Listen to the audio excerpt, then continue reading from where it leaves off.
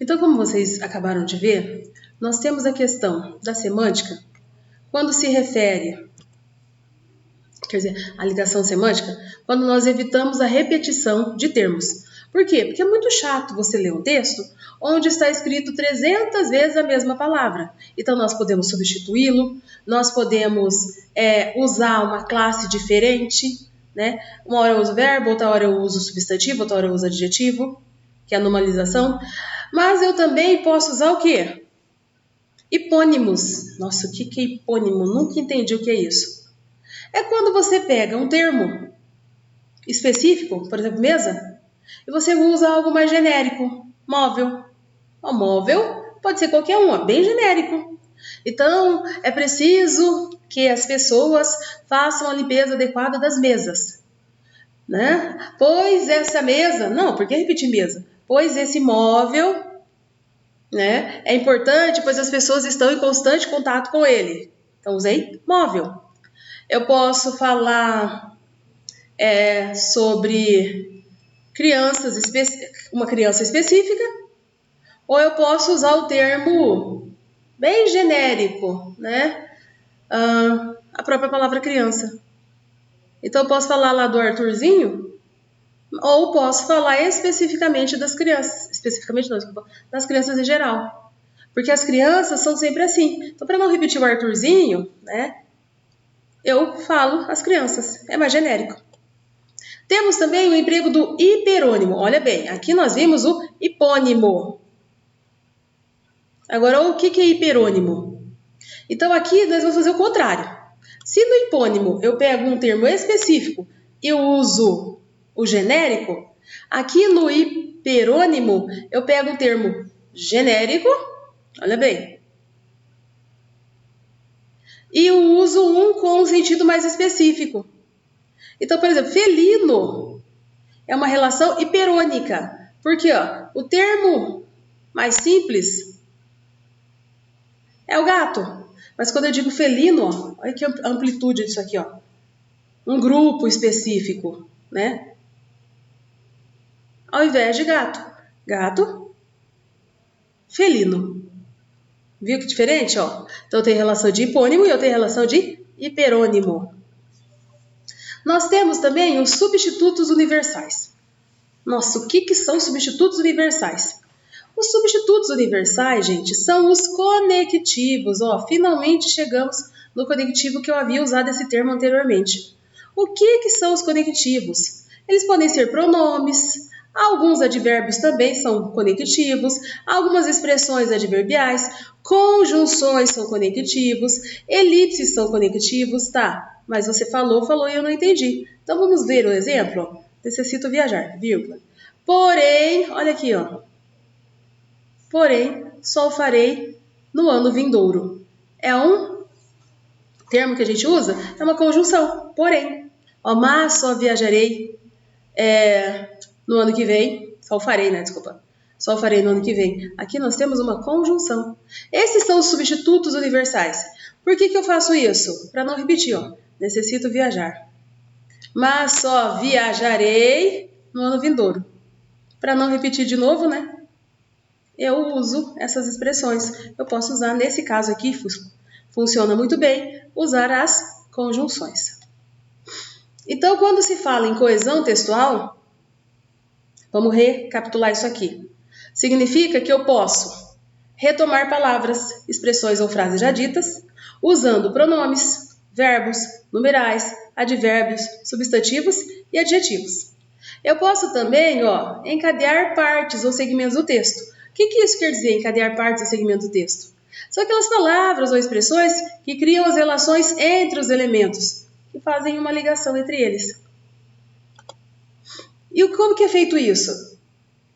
Eu faço isso quando eu tenho, por exemplo, aqui, uma gradação. Só que mais no sentido de conclusão. Aí eu posso usar a palavra até, posso usar a palavra mesmo, posso usar a palavra inclusive. Se eu vou argumentar, em direção a conclusões opostas, eu posso dizer caso contrário, ou então, quer dizer que, quer que. Se eu vou ligar os argumentos, em favor da mesma conclusão, e também, ainda, nem, não só, mas também. Então, olha, como eu posso usar? Eu posso comparar, né? Uma comparação de superioridade, de inferioridade ou igualdade, tanto faz. Pode ser mais do que, menos do que, ou tanto quanto. Isso é igualdade. Eu posso justificar ou explicar algo que foi dito.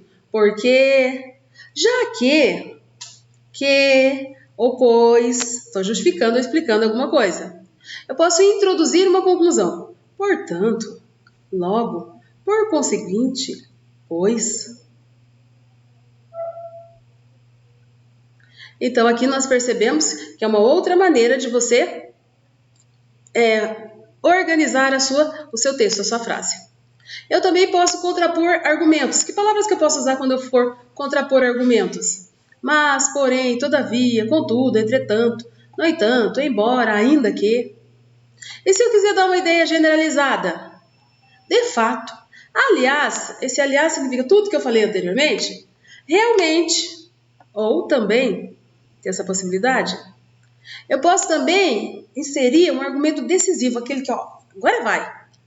O aliás, que tem a mesma função, a generalizar ou mostrar um argumento decisivo, desculpa. Além disso, ademais, além de tudo, também ele pode trazer uma correção ou até mesmo reforçar um conteúdo já dito. Ou melhor, ao contrário, de fato. Isto é, quer dizer, ou seja. Tá? Então, ele traz essas pequenas incorreções aqui, que eu tenho que tomar, eu posso usar para reforçar o conteúdo nesse caso. E se eu quiser confirmar alguma coisa? Assim, desta maneira, desse modo. E se eu quiser explicitar alguma coisa, especificar alguma coisa, exemplificar? Por exemplo, como? Tá? Então, como nós vimos, nós vimos de A, M, as possibilidades que nós temos no que se refere aos conectivos, que foram os que eu mostrei para vocês aqui, alguns exemplos, São conectivos. Aqui, Seguindo a nossa linha de pensamento, vamos lá. Nós temos os elementos coesivos por justa posição. Nossa, mas eu não entendi o que é justa posição, vocês vão entender agora. E eles estabelecem a sequência do texto. O que isso quer dizer? Então, por exemplo, eles introduzem o tema ou indicam mudança de assunto. Então, eu estou lá produzindo o texto, e aí eu coloquei uma ideia e eu falo, tá, isso aqui não pode deixar assim. Aí ele coloca, a propósito, mudando de assunto. Por falar nisso, mas voltando ao assunto, então eu posso voltar, eu posso sair do assunto. Temos também a sequência temporal. Exemplo, 5 anos depois, um pouco mais tarde, são sequências temporais. Eles indicam também a ordenação espacial, por exemplo, à esquerda, à direita, atrás, na frente. E também a ordem dos assuntos. Primeiramente, eu gostaria de agradecer. A seguir, finalmente, são formas que eu tenho para apresentar os conectivos. Ok, até aí? Então, vamos recapitular rapidinho aí a questão da coesão. Então, coesão, ela é importantíssima na construção do texto, porque ela é responsável por fazer a relação, a ligação entre os termos no texto. Sem ela, você perde ali toda essa ligação. Então, fica mais claro. Um texto, para ser bem escrito, precisa ter coesão. Vamos ver agora coerência? E aí, o que é coerência? Se coesão é a relação que existe entre termos, o que é coerência? Então, vamos lá. Coerência possui o sentido lógico, de modo que o leitor consiga compreender a ideia passada. Olha que curioso o texto. Um texto que não tem um caminho de raciocínio é considerado incoerente, pois prejudica o fluxo da leitura e a clareza, o que afeta no seu entendimento da leitura. Então, assim, quando eu estou lendo um texto, que eu produzi um texto para ser lido, eu quero que as pessoas consigam compreender o que eu estou falando. Agora, se eu não seguir essa sequência, lógica, a pessoa do outro lado não vai entender. E afeta muito, tá? Então, ou portanto, um texto pode ser incoerente se o autor não consegue inferir um assunto ou uma ideia através da articulação de suas frases ou parágrafos, e por meio dos recursos linguísticos, tipo pontuação, vocabulário, etc.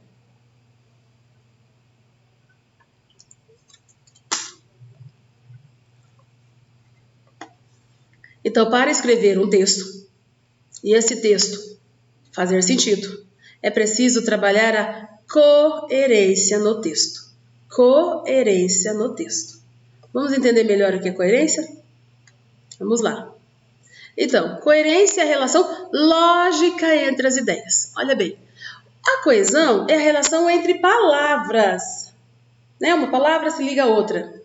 A coesão é uma relação entre as ideias. Aqui é como se ele esquecesse as palavras como só no seu significado, simplesmente. Aqui ele está falando que você tem que prestar atenção nas ideias que estão sendo apresentadas. Não podem ser ideias soltas, apenas partes do texto que não se interligam. Elas precisam estar interligadas, relacionadas. É importantíssimo isso. Porque se isso não acontecer, a pessoa vai ler o seu texto e vai olhar para você com a cara de interrogação. E isto acontece se a pessoa, é claro, puder fazer isso, né? Ela puder olhar para você. Mas como eu já falei anteriormente, se é um texto que você não terá acesso ao leitor, você não saberá a opinião dele a respeito do texto, você tem que ser muito clara, muito objetiva ao escrever o seu texto. A clareza e a objetividade devem estar presentes no seu texto, senão a pessoa não vai compreender o que você está querendo dizer. Então, olha um exemplo aqui, só para vocês compreenderem.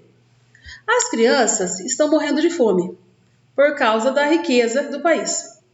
Olha de novo essa frase, As crianças estão morrendo de fome por causa da riqueza do país. Será que a pessoa que escreveu isso aqui pensou em como ela escreveu isso aqui?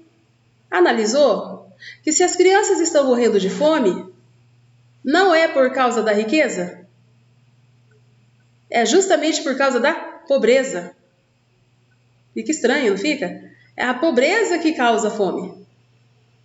Mas talvez a pessoa queira dizer que é por causa da riqueza dos ricos, né? As pessoas de classe alta que recebem mais, então, né, ganham muito mais. Então, as crianças morrem de fome por causa dessas pessoas que não distribuem. É uma interpretação interessante, mas no caso aqui, ele ficou o quê? Incoerente. Ao outro, adora sanduíche, porque engorda. Não faz muito sentido. As ideias foram contraditórias. Então, a gente tem que ter clareza de pensamento. Toda vez que eu vou escrever, eu preciso ter clareza de pensamento. Sendo assim, coerência textual permite que a ideia do transmissor seja entendida sem empecilhos pelo leitor. Ou seja, quando eu escrevo um texto, é preciso que as pessoas compreendam, ou seja, o leitor compreenda, sem nenhuma dificuldade. Sem nenhuma dificuldade. Por isso que para escrever, é preciso também conhecer, utilizar adequadamente as regras gramaticais. Se você tem dificuldade com regras gramaticais, verifica isso, dá uma estudada. Tem vários e vários sites, grupos que podem te ensinar regras gramaticais, questão de ortografia, de acentuação, de pontuação. É importante saber isso. Porque senão como você vai escrever um texto de forma clara e coesa, com um monte de erros? A pessoa não vai compreender. Então, tem que ser uma coisa muito clara, limpa, muito objetiva. A sua produção de texto tem que ser isso, clara, limpa, objetiva.